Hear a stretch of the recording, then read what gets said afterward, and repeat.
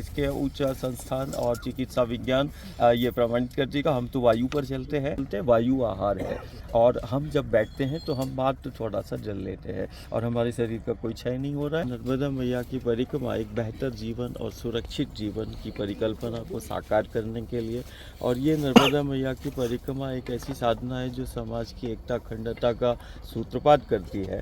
नर्मदा मैया की परिक्रमा सनातन संस्कृति की जीवंत प्रामाणिकता है जो वैश्विक स्तर पर माँ नर्मदा और सनातन और संस्कृति की महिमा और महत्व को स्थापित करना, और लोग अपनी माटी से प्रेम करें, अपनी संस्कृति से प्रेम करें और माटी और संस्कृति से जुड़कर जीने की बात करें, तो ये कहीं ना कहीं वो सनातन संस्कृति और माटी की जीवंतता वैश्विक स्तर पर स्थापित करने के लिए है। और धारा का संरक्षण हो, निर्मल और अविरल माँ नर्मदा की जलधारा हो, कारण हम ही है जो दुनिया में नदियों को माँ कहते हैं।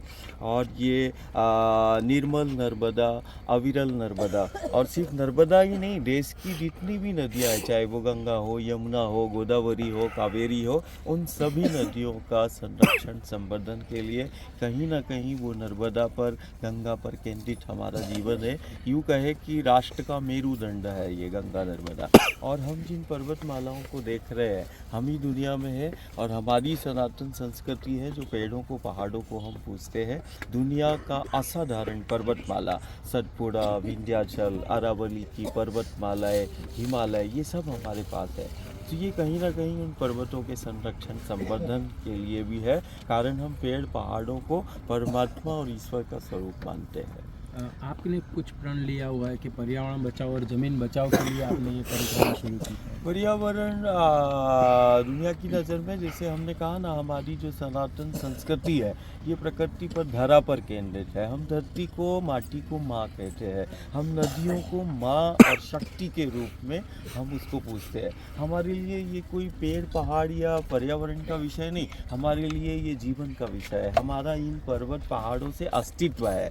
तो कहीं ना कहीं जो सबसे बेहतर और सबसे सुरक्षित जीवन, यदि आज के हम वर्तमान परिप्रेक्ष्य में देखें कि सारी दुनिया में संक्रमण और आपदाओं का दौर है और सारी दुनिया भयभीत है, एक बेहतर और सुरक्षित जीवन की खोज कर रही है। कहीं ना कहीं ये देवधरा और ये सनातन संस्कृति, जिसको हम भारतीय हिंदू सनातन संस्कृति कहते हैं, जो पेड़ पहाड़ों और प्रकृति से जोड़ती है, कहीं ना कहीं ये साधना, ये संकल्प, ये व्रत उसी सनातन संस्कृति पर केंद्रित जीवन व्यवस्था और विकास की परिकल्पना को साकार करना है। और आत्मनिर्भर भारत और समर्थ भारत का निर्माण ये तभी संभव है जब हम ये पेड़ पहाड़ और नदियों से जुड़कर, प्रकृति से जुड़कर, जो हमारा धर्म भी कहता है, हमारी संस्कृति भी कहता है, हमारा सनातन भी कहता है।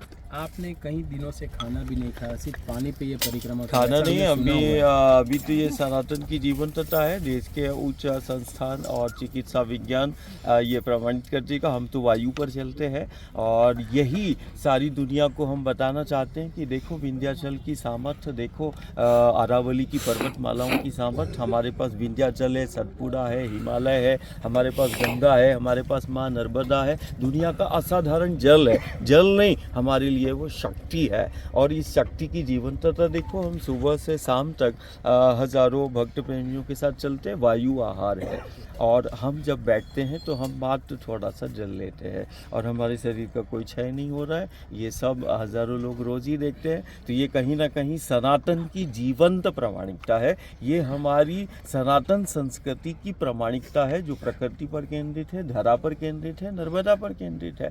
तो ये कोई चमत्कार नहीं, ये कोई विद्या या सिद्धि मंत्र नहीं, ये धारा पर, नर्मदा पर, प्रकृति पर केंद्रित जीवन की सबसे बड़ी प्रामाणिकता है, या हम यूँ कहें सनातन की प्रामाणिकता। तो 5 साल हुए आपको जल पे जीते हुए, अब वायु पर है।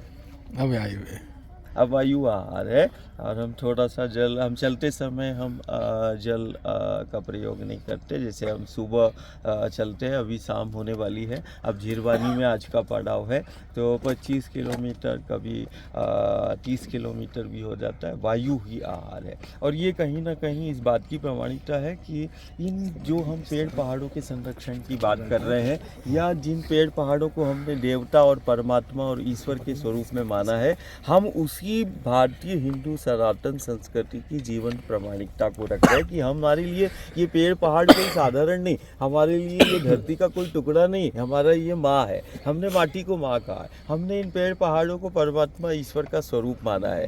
तो इनका संरक्षण हो, इनका संवर्धन हो, और गांव नगर इनसे जुड़कर सबसे बेहतर जीवन और सबसे सुरक्षित जीवन की परिकल्पना को वो साकार करें। धन्यवाद।